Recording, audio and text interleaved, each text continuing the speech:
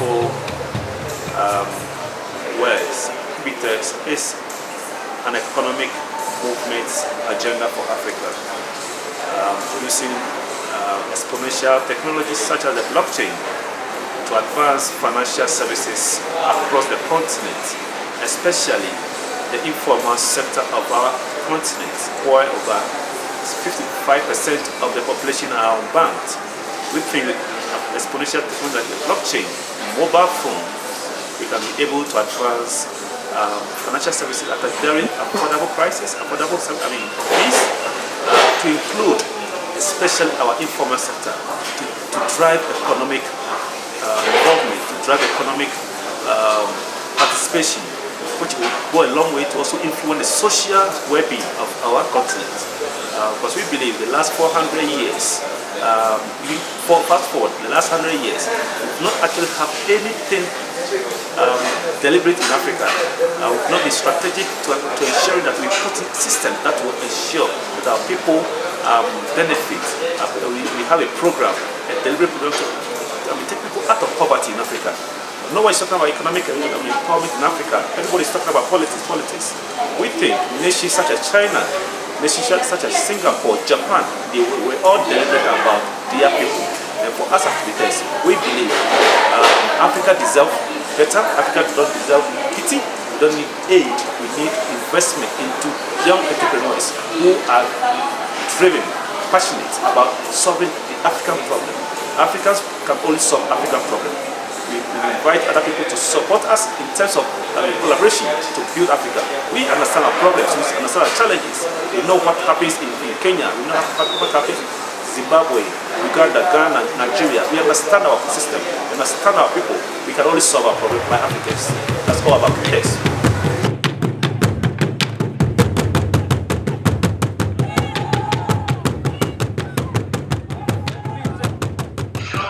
This question is very interesting. Now, a lot of people who have followed me in the last 3 years, what I stand for, I think the Africa that we know, we are still working without knowing that we are working for the Western economy. It is surprising for the policymakers in Africa, for example. In the past, we've heard World Bank propose policies such as structural adjustments program. IMF come to Africa, you need to do this, you need to do that. Now, take it this way. IMF is a private-owned organization. People control it. Why should we sit in Africa for somebody coming from the US and Washington to tell us what to do in Africa? They tell us, you cannot do this, you cannot do that, you cannot employ teachers. Now, every nation that has been successful in the last 15 years, they did not play with education. They did not play with infrastructure. They did not play with their able young people. Now, that's what China did. 50 years ago, China was a poor country. Even less than 50 years ago, in the early 80s, my research about China, it was a poor country. What did they do different? What they did different? They went to America and learned what Americans were doing quietly. Build their people, invested in their young people through entrepreneurship. So you had a company like Jack Ma coming with Alibaba, Alibaba group of company. Today, they have built wealth that is unimaginable. So the Africans go to China and beg. Why should we go to China and beg? When 65% of the wealth of the world is in Africa? It doesn't make sense. It doesn't add up. I read a book by Noam Chomsky called How the World Works. If you read that book, and then you see how our politicians in Africa, as if they don't even read, as if they don't even know how the world works, as if they don't even know that they are doing injustice to our society. Why would a politician in Africa? For example, are we saying that Americans are not corrupt? Are we saying that the Europeans are not corrupt? Are we saying that the Chinese are not corrupt? I'm not saying that we should advocate for corruption, but I'm saying that no human being is perfect. These guys are corrupt. They come here and drive us. They make us feel less of ourselves. Make us take our money to them in Switzerland. Then these guys take our money that we are stolen to them, bring it through IMF and loan it to us, and we pay credit on our own loans. So if you're a politician and you're stealing countries and resources, the only sensible thing to do is to invest in your economy, believe in your economy. Why should you go and buy a house in America when you can buy a house in Kenya, you can buy a house in Nigeria, so we can grow our own economy? We don't even have faith in our economy. People don't even have faith. Those who are living they don't even believe in the structure, the system that they're building. So we are challenging this people. We are challenging this Africa that, look, Africa can define a new Africa, a new consciousness. A lot of work Kagame is doing. Now, people, the Europeans, the Americans, they are infiltrating Uganda, trying to say the guy is being manipulated. What kind of democracy do the United Kingdom practice? What kind of democracy do German practice? Africa needs to define what works for Africa. Until we define what works for Africa, we are joking. So we young people, we are only saying that we need access. Until we begin to know how we have been manipulated, how we have been exploited, we will feel less of ourselves, we still work in a colonial mindset, and still have poverty scarcity mentality, and still we will not see the bigger picture, and then we do everything because we're hungry. Wealth is built with deliberate. We need to be deliberate about wealth. China was deliberate. Today, China has economic power. They are coming back to Africa to give us peanuts. They are baiting us with honey. Why can't we now have our own honey and bait? Once you have honey, flies will come. You don't need to call them, they will come. What Africa needs is economic empowerment. Stop taking our money in Africa to send it to Switzerland, to Dubai, and hide it there. And then when you die, nobody even knows that money is there. Africa is not poor. It's our mindset that is poor. To challenge ourselves and build our economy. And I advocate that technology is the only way for Africa. China used technology to build their country. Our country uses technology. Why must you sit back and wait for America to tell us, oh, this is the new technology before we wake up? I think blockchain gives us opportunity. Blockchain, data. I'm telling you that in future, in the next 5 years, 10 years, data will be the most expensive commodity in the world.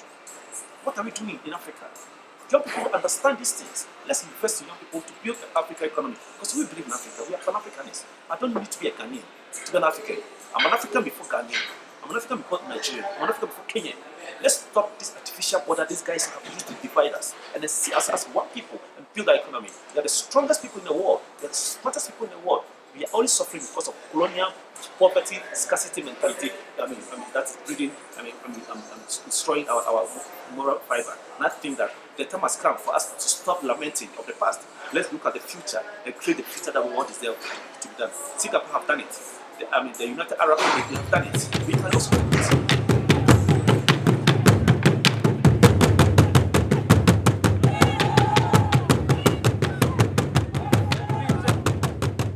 Interesting question, thank you, sir. Before we came out with just my agenda and the vision, we took time to check in Africa, and we asked basic questions. We used the word why. Why is it that we do not have any African company listed on the on Forbes list as revolutionary? Why is it that in the last 20 years, Africa we've not seen real economic impacting company that seek to change the life being of people? Then we came out with some answers. Number one was that most Africans have amazing ideas, but one of the limiting factors is that Africans think that most African entrepreneurs, they are so self-driven. They are so much ego. Their ego do not allow them to see the bigger picture. So everybody wants to play in silos. So we allow ourselves to play in silos. Everybody wants to be a boss. Everybody wants to be a chairman, director, CEO of nothing. And so for us at KuBitX, the vision which I pioneered, I came out with this thing that, hey guys, let's do it together. So I co-founded KuBitX with two amazing gentlemen, one from Angola called Alex Amadio, and the other one from Nigeria called Victor Akuma Phillips. I saw this vision together, guys. I prefer to have 0.1% of a billion than 100% of nothing. So guys, let's look at the bigger picture. And let's use the blockchain. Why? The blockchain has potential for Africa because it's the only technology that we do not need approval from nobody to do it. It is it's permissionless. It's a decentralized application that anyone can use it. Let's use the blockchain to change the financial or the economic sector of Africa. So let's use the powerful word called collaboration. So KuBitX is built on three fundamentals: collaboration, openness, transparency. Then we premise it on a strong footing for education. Because our vision is that to educate our people. to understand that technology is the way forward for Africa. It's not about oil, gold, or diamond. We can use technology with our able young active population in Africa. Guess what? Africa has the most active young population. These are our potential. Our potential is not in our raw material. Our potential is in the young people of Africa. They hold the future. So we need to believe, trust them. We need to have confidence. We need to inspire and aspire them to begin a serious economic movement in Africa. So KuBitX is built on open collaboration, fruitful collaboration, and I must say, transparency, togetherness, and respect each one of us. Because see, we all are human beings. We are the same, but we are not equal. Because we are not equal in perspective. We are not equal in views. We are not equal in opinions. We are not equal on talents. How can we now leverage this uniqueness on one table to build something massive for entire Africa, for Africans? So KuBitX is built on this premises. So we are using this as an educational tool to get adoption and inclusion, to spread out economic advancement, empowerment, liberation in Africa. Last one I want to add, the likes of Kwame Nkrumah, the likes of Patrice Lumumba, the likes of General Nyerere, the likes of Jomo Kenyatta across the continent, the last 40 years or the past 70 years, they fought for political liberation. This is a time for us to now begin economic liberation, because nobody plans for Africa. It's really surprised to see that. Even the car manufacturers, they don't even have specification for Africa. They have specific for Europe, for Asia, for Middle East. Nobody plans for Africa. We think that we don't have to demand for respect. Let's begin to do things strategically, deliberately, and build economic power in Africa, so that we can be able to fund people who have ideas and support them. Take a chance on new innovative ideas and then invest in them. That's the only way we can redistribute wealth.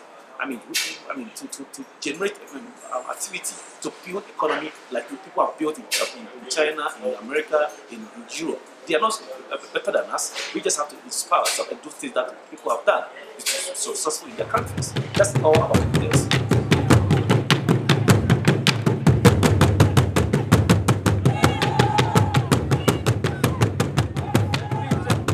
I must say, Nairobi, Kenya, for me, is a major key player in the affairs of KuBitX. Last year, August, two amazing women called Zurich Blockchain Ladies, they organized a conference for KuBitX to launch in Kenya.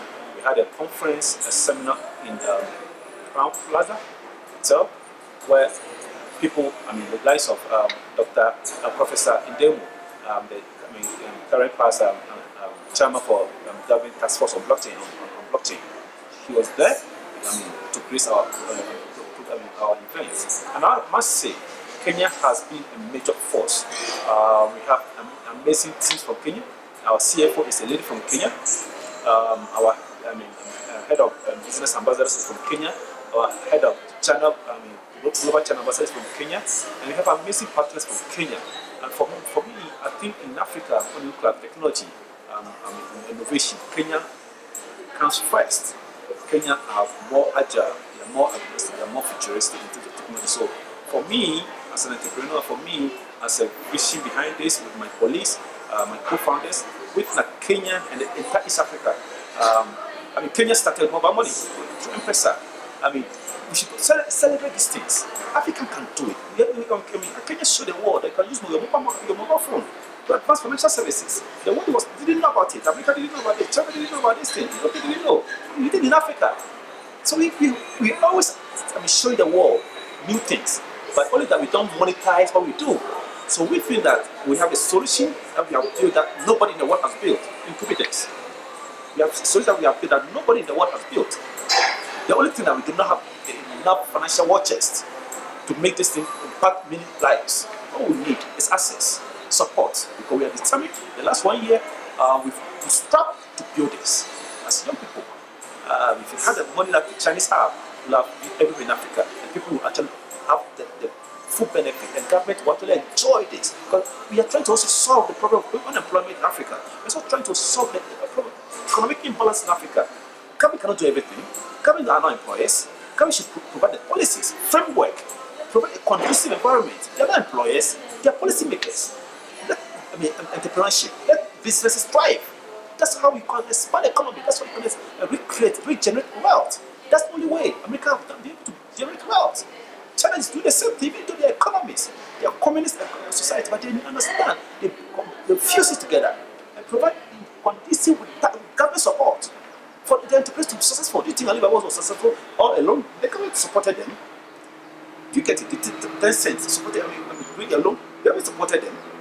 So why are we, being putting system to making our own people suffer? Government can give 10-year tax holiday to a foreign company. When you are an indigenous one, they see you as an enemy. What kind of thinking is that? We need the same access to grow our economy. It's for Africa. And Africa deserves better. We also deserve economic power. That's all we are calling for.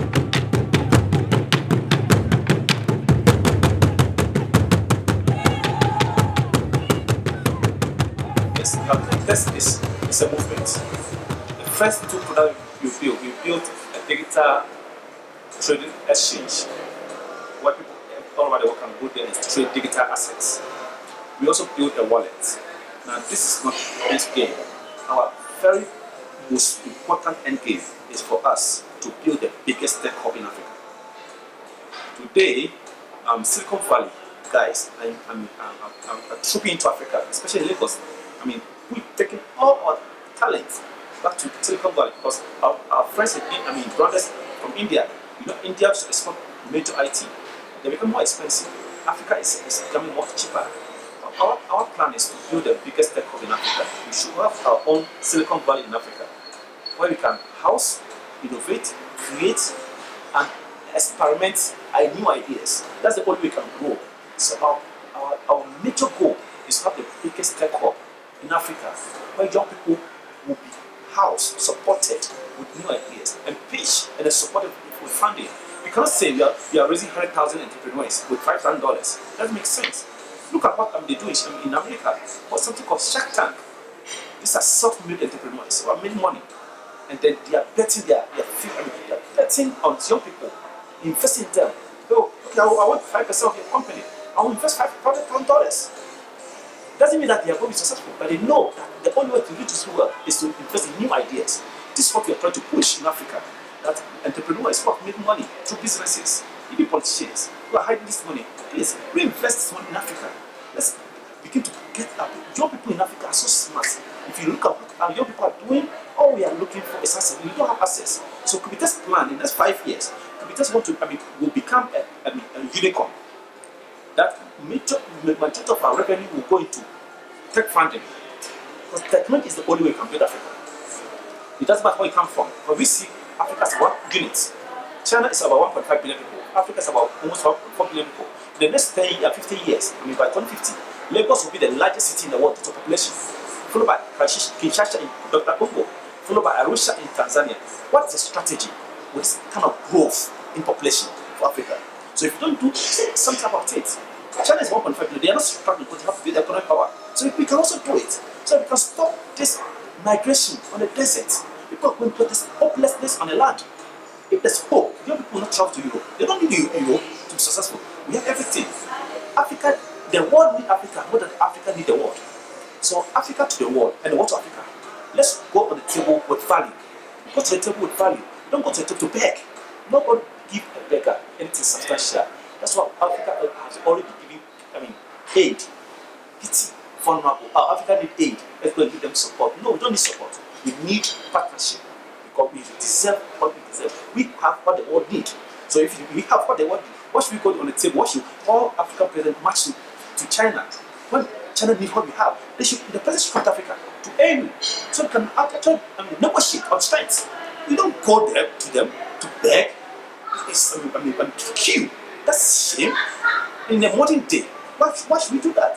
When China needs Africa more than Africa needs China? Is that money? It's not money. China needs Africa more than Africa needs China. So if Chinese needs Africa, we should be able to 54 countries in Africa. We should always Chinese come to Africa, come to AU, Ethiopia, whatever you need. Let's discuss. We have one common interest in Africa. This is what we want to do. 50-50. Don't bring your people. Our people can do it. That's how you negotiate, and that's what we are pushing through enterprises, through innovation, through technology. We think we can do it. This is the time for us to begin to talk the hard conversation, economic liberation for Africa. Nobody's talking about it. We are raising this hard conversation. We are saying this time is Africa, Africa for Africans, Africa to the world. What Africa? We are not going to beg on the table. We need to beg. We go on the table with strength, and the strength is that we have value. Come to the table. If you need us, don't tell us that take this free. If you are giving us free, what's your interest? We should ask these questions. We should ask, take everything free. What's your interest, China? What's your interest, America? What's your interest, Britain or Germany or Japan? Let's know your interest. Let's negotiate. It's our must benefit. That's our business.